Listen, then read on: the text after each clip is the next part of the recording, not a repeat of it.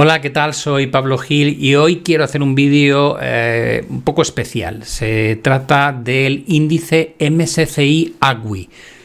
¿Qué es esto? Es el índice de renta variable mundial que teóricamente representa de la forma más diversificada no solamente lo que pasa con las bolsas a nivel economías desarrolladas, sino también economías emergentes. De este índice yo hice un vídeo que fue muy polémico en enero de 2022 diciendo me bajo de la bolsa y mucha gente me ha comentado lo que te has perdido, el rally que te has perdido. Bueno, veremos que el MSCI AGWI todavía no ha alcanzado los máximos de finales de 2021, principios de 2022, por tanto te podrías montar de nuevo en el mercado a los mismos precios o similares a los que había entonces y has tenido 2 años mientras tanto para sacarle pues mucho partido a tu dinero si has invertido en cosas que lo han hecho muy bien, como inmobiliario, como el oro, como el mercado de renta fija, etcétera, etcétera. Vamos con los datos porque seguro que habrá gente que buscará la polémica en cuanto a estas declaraciones. Así que, en primer lugar, entender qué es este índice. Se trata de un índice donde la nomenclatura AGWI, que veis aquí, hace referencia a All Country Weighted Index, o dicho de otra manera, es un índice que está ajustado por capitalización bursátil, es decir, aquellas compañías que más pesan lo hacen porque tienen un market cap mayor, y por otro lado intenta diversificar la exposición de una manera muy global. Hay aproximadamente, según datos de iShares, en torno a 2.341 compañías desde el 5 de febrero de 2024. También dan datos incluso de a qué price earnings cotiza la cesta que compone este índice, 19,31, y luego, como no, pues también te dan una idea de qué coste tiene entrar y salir en este tipo de activo, que como veis, pues como casi todos los ETFs es realmente barato, un 0,32%. Una vez entendido este concepto de qué tenemos delante, lo que deberíamos prestar atención es hasta qué punto está o no diversificado. Y aquí es donde llega la sorpresa, porque la realidad es que, aunque tiene muchos sectores dentro, hay una concentración bastante llamativa en tecnologías de la información, con un 23,7% del fondo, seguido de finanzas, sector salud, consumo discrecional, acciones industriales, etcétera, etcétera.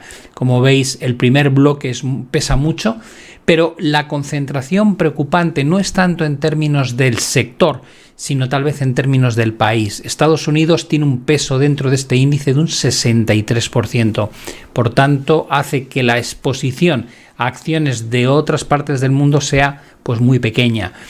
Concretamente llama la atención de que acciones en China solo tiene un 2,44%, siendo la segunda economía más importante del mundo y no tan lejos en términos de PIB de la primera potencia que es Estados Unidos. Pero ya veis que la concentración es muy grande y la razón no es otra que el peso específico que tienen las compañías tecnológicas estadounidenses, estas mega multinacionales que tienen un peso tremendamente elevado dentro de este índice. Apple pesa un 4,46, Microsoft un 3,93, Amazon un 2%, Nvidia 1,80%.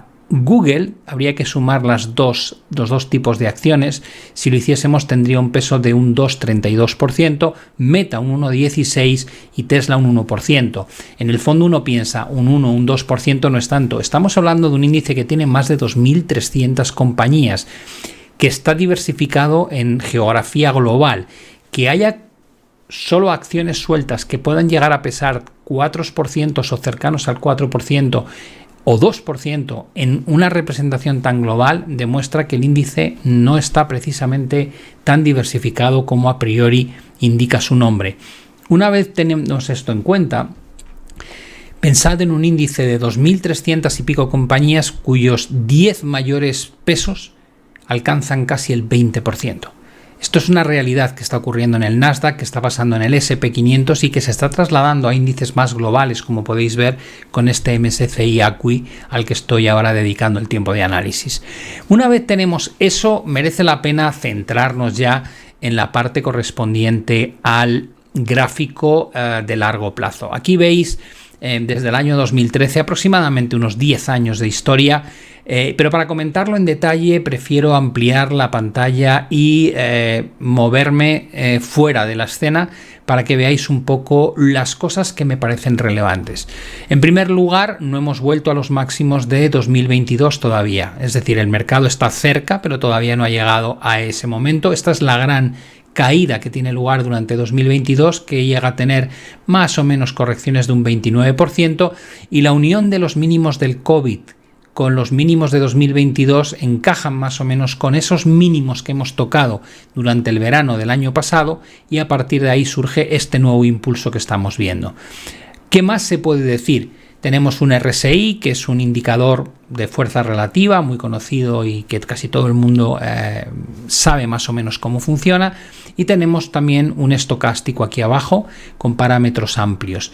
Y dices, vale, ¿por qué son relevantes estos indicadores aunque podríamos haber utilizado otros? En primer lugar, porque lo primero que se puede intuir cuando miras este gráfico es que hay una importancia en términos de señales, ya que la duración de las mismas suele ser bastante extensa. O dicho de otra manera, normalmente no hay procesos correctivos en la bolsa a nivel global, salvo que detectemos varias cosas. Una, la ruptura de directrices en términos de RSI. Esto es lo que marca el final de este movimiento impulsivo, de la misma manera que la ruptura de la directriz bajista marca el final del proceso correctivo. Y así podríamos volver a analizar la ruptura de esta directriz en RSI, que marca el final de la subida, como la ruptura al alza de esta directriz que da pie a este último impulso ascendente, y la pérdida de esta zona tarda en generar la señal, todavía se extiende la subida durante unos meses más, pero al final llega a esta corrección de un 29%, y es la ruptura de esa línea de tendencia en RSI lo que marca el final del proceso y el inicio de la siguiente gran fase alcista en la que nos encontramos. Actualmente tendríamos una directriz que une los mínimos crecientes, pero que todavía no marca ninguna señal especialmente peligrosa. ¿Qué más hay? Si miramos el indicador de debajo, que es un estocástico, podemos ver también que se producen a lo largo del tiempo una serie de señales. Y dices, vale, la primera señal, que es este corte descendente, ¿provoca realmente una corrección? No, tan solo un mes de caída y el mercado vuelve a tirar. Por tanto, es una señal poco útil o falsa. Pero también es verdad que no se da con una ruptura de la directriz en términos de RSI, sino con un rechazo de dicha directriz. Si me voy a buscar el primer corte descendente de estocástico que coincide con la ruptura de la directriz de RSI, sí me encuentro una señal bastante válida que permite plantear una corrección, aunque no inicialmente. Ya veis que el mercado marca un máximo superior para generar una divergencia bajista. Finalmente concluye con una corrección del 22% sin que la señal del estocástico en ningún caso se revierta desde la señal de venta hasta la señal de compra abajo. En el siguiente ejemplo tenemos el corte descendente por parte de estocástico coincidiendo con la ruptura de la directriz en RSI, y como eso coincide con una zona de techos muy relevante desde la cual hasta los mínimos el mercado corrige un 21%. A partir de ahí empiezan a aparecer señales contrarias, que es lo que permiten restaurar la tendencia hasta que llega el COVID. El COVID, tanto la ruptura de la directriz, que es antes que el corte descendente del estocástico, justifican este movimiento que vemos que es de un 34%, pero la velocidad a la que se produce este evento hace que la señal de estocástico prácticamente nazca a mitad de camino. Después tendríamos la siguiente señal, que hemos dicho que corta en la directriz del RSI, pero el corte descendente en estocástico tarda en darse, y ese corte encaja bastante mejor con la señal de techo por parte del MSCI ACWI, y a partir de ahí la corrección del 29% que se desarrolla durante los primeros 9 meses de 2022. A partir de ahí surgen primero el corte ascendente en la directriz, luego la señal de compra por parte de estocástico, y ahora estaríamos vigilando simplemente la llegada a la zona de sobrecompra. En este área de aquí es donde se han producido, como veis, los cortes en todas y cada una de las ocasiones a lo largo de la última década. Algunas, las que han sido de forma natural, se extienden más, las que se han producido cortes descendentes como por el COVID, por un efecto externo, ese corte se produce en cotas un poquito más bajas. En cualquier caso, todavía queda recorrido, no hay ningún acercamiento entre las dos líneas K y D del estocástico, ni tampoco vemos ninguna señal de saturación especialmente fuerte por parte de RSI, lo cual justificaría que el mercado pueda seguir avanzando para buscar la zona de máximos históricos una vez más. Si ahora nos vamos a lo que sería el análisis de medio plazo, es decir, hemos estado hablando del largo plazo en términos de un gráfico mensual, ahora vamos a migrar a un análisis medio plazo y para eso vamos a utilizar un gráfico semanal. Lo que nos quedaría es una situación donde las señales de impulso empiezan a estar un poco agotadas. Vamos a explicar exactamente el porqué de esta conclusión. Y para ello, como digo, miramos nuestro gráfico semanal del mismo índice y lo que descubrimos es que a nivel de estocástico ya tenemos una señal bastante saturada en términos de lecturas. Daos cuenta que este indicador fluctúa entre 0 y 100, por tanto está muy elevado ya, y donde se han producido en otras ocasiones cortes descendentes. No quiere decir que porque haya un corte descendente vayas a tener la garantía de que el mercado vaya a corregir mucho. Puede ocurrir, como aquí, que coincide con un evento externo muy importante y tienes el desplome del COVID, pero también puede ocurrir que tengas cortes que no van a ningún lado durante un proceso en el que el mercado sigue subiendo sin ningún tipo de reparo. Al final es la divergencia que se va formando en términos de estocástico en zonas de sobrecompra extrema lo que da pie a ese cambio de estructura junto con las señales que hemos visto en el indicador en un plazo de tiempo superior como es un mes.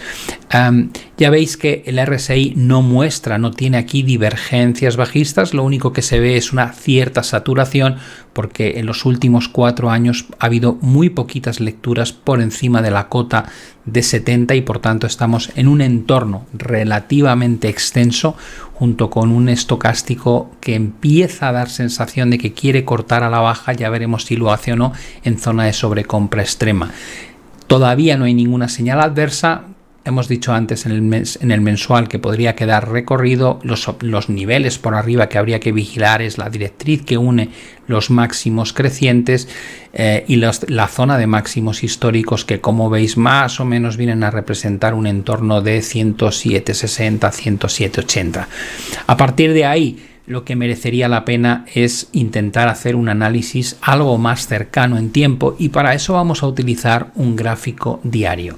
En este caso, el gráfico diario nos va a permitir localizar esos puntos a partir de los cuales podríamos tener un catalizador del inicio de una corrección que luego habría que ver si es una corrección puramente táctica o de corto plazo o una corrección que sirve como catalizador para concatenar señales más preocupantes en el medio y largo plazo. Pero vamos directamente con el análisis. Cuando veamos el diario, lo primero que nos va a llamar la atención es que tenemos divergencias activas ya en términos de indicadores. ¿Qué quiere eso decir?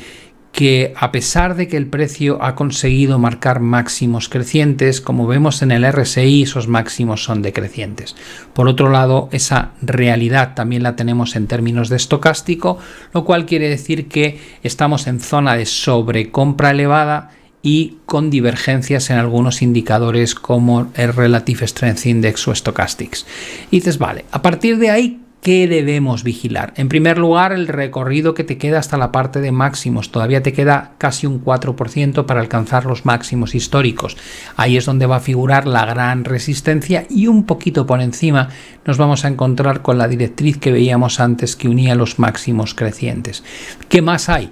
Por abajo hay un nivel que es crucial, que ahora mismo no perdamos de vista, que es la reacción de mínimos que se produce aquí, que encaja con los máximos previos tanto aquí y aquí. Por tanto, en 102,20 tenemos una zona pivote y solo si se perdiese este nivel tendríamos un montón de señales muy negativas, cortes descendentes en estocástico y confirmación de divergencias, que justificaría que el MSCI ACWI comenzase un proceso correctivo que tendría como primer destino retestear los máximos del verano pasado, que se han convertido, como veis, en una zona de soporte muy clara en las últimas ocasiones de finales de diciembre, principios de enero. A partir de ahí tendríamos como siguiente punto de referencia 99,5.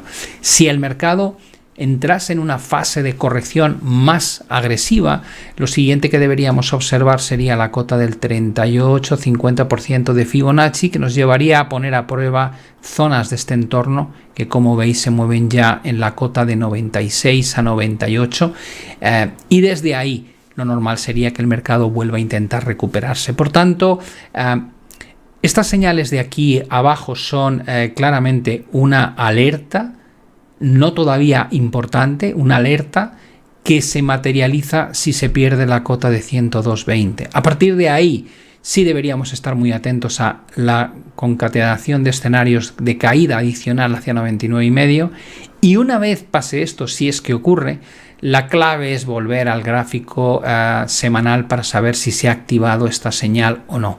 Si la corrección a nivel diario provoca un corte descendente a nivel semanal en zonas de sobrecompra extrema, entonces es más fácil pensar en que la corrección va a durar tiempo y que podría incluso meternos de lleno en esta zona de abajo.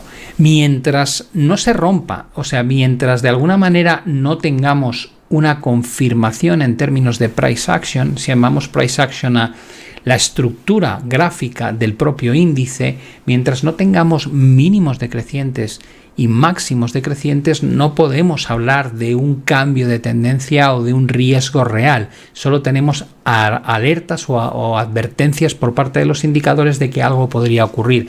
Así que el mensaje sería: vigilad muy de cerca la cota de máximos históricos como posible objetivo por arriba al impulso que estamos viviendo todavía, es decir, la vuelta a esa cota de ahí arriba de 107,60, y por abajo vigilad muy de cerca 102,20, porque en el caso de romperse probablemente sería el inicio de un proceso correctivo con un primer escalón en 99,5, pero con el riesgo, si no aguanta ahí, de que se profundizase el proceso a la baja y que pudiese durar varias semanas, teniendo en cuenta la situación que tienen los indicadores de medio y largo plazo.